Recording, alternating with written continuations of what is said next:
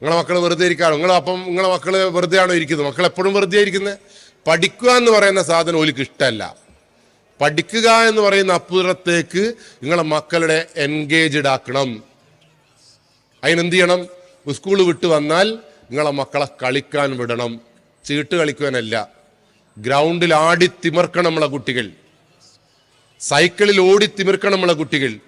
അങ്ങനെ 6 മണിക്ക് സന്ധ്യാസമയത്ത് ബാങ്ക് കൊടുക്കുമ്പോൾ അല്ലെങ്കിൽ നിലവിളക്ക് കൊളുത്തുമ്പോൾ നമ്മളെ മക്കളെ വീട്ടിലേക്ക് എത്തിക്കാൻ കഴിയണം നിങ്ങൾക്ക്.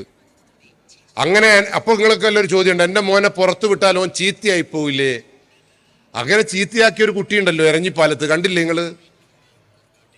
തൻ്റെ മകൻ പുറത്ത് കളിക്കാൻ വിട്ടാൽ അപ്പുറത്തെ വീട്ടിലെ കുട്ടികളുടെ കൂടെ കൂടി നശിച്ചു പോകും, മോശക്കാരനായി പോകുമെന്ന് ആശങ്കയോടുകൂടി വളർത്തിയ ചെക്കനുണ്ട് എരഞ്ഞിപ്പാലത്ത്. അങ്ങനെ അച്ഛൻ അവനോടൊപ്പം കളിച്ചു. അവന് 15 വയസ്സായപ്പോൾ അവൻ്റെ ശരീരത്തിന് കൂടുതൽ ഊർജ്ജസ്വലത ഉണ്ടാക്കാൻ, ആരോഗ്യം ഉണ്ടാക്കാൻ വേണ്ടി അച്ഛൻ മകനെ ജിമ്മിലേക്ക് വിട്ടു. അച്ഛനും അമ്മയും കൂടി അവന് ദിവസം 15 മുട്ടേൻ്റെ വെള്ള പുഴുങ്ങി കൊടുത്തു. അങ്ങനെ പുറത്തേക്ക് പോയി കളിക്കാതിരിക്കാൻ അമ്മയും അച്ഛനും കൂടി ഇവനെ ജിമ്മനാക്കി പോറ്റി. 18-ാമത്തെ വയസ്സിൽ ഡിഗ്രി കഴിഞ്ഞ് അവൻ ബാംഗ്ലൂരിലേക്ക് ജോലിക്ക് പോയി. 6 മാസം അവൻ ജോലി ചെയ്ത് അവിടെ നിന്ന് ലഹരിക്ക് അടിമപ്പെട്ട് തിരിച്ച് തൻ്റെ എരഞ്ഞിപ്പാലത്തെ വീട്ടിൽ ജോലിയൊക്കെ ഉപേക്ഷിച്ച് വന്നപ്പോൾ അവൻ അച്ഛനുമായി പൊരുത്തപ്പെടാൻ കഴിയുന്നില്ല. അങ്ങനെ ഓരോ ദിവസം കഴിയും തോറും പ്രശ്നങ്ങൾ കൂടി വന്നു.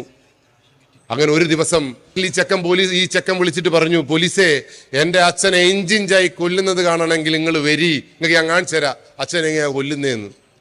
18 കൊല്ലം ആ കൂട്ടുകാരോടൊപ്പം കൂടി മോശമാകാതിരിക്കുന്നതിനു വേണ്ടി ആ പൊന്നുപോലെ പോറ്റിയ മകൻ, ശരീരം നന്നാവാൻ ഇവിടെ ജിമ്മിലേക്ക് കൊണ്ടുപോയി 15ഓളം മുട്ടേൻ്റെ വെള്ള പൊയ്ങ്ങി കൊടുത്ത അച്ഛൻ്റെ മകൻ പറയാ, അച്ഛനെ കുത്തി കൊല്ലുന്നത് കാണേ വന്നോളിന്ന്.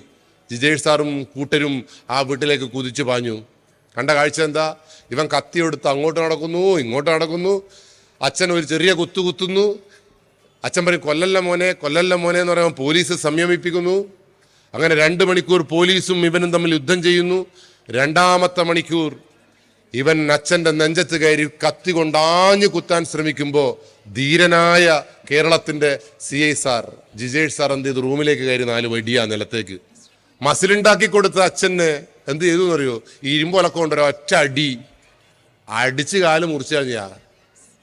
അതുകൊണ്ട് എനിക്ക് എൻ്റെ മുമ്പിലിരിക്കുന്ന രക്ഷാകർത്താക്കളോട് പറയാനുള്ളത്, മക്കളെ വീട്ടിൻ്റെ ഉള്ളിലിട്ടിട്ടൊന്നും പോറ്റിയിട്ടൊന്നും ഒരു കാര്യമില്ല. മക്കൾ ഈ സമൂഹത്തിൽ കളിച്ചു വളരട്ടെ.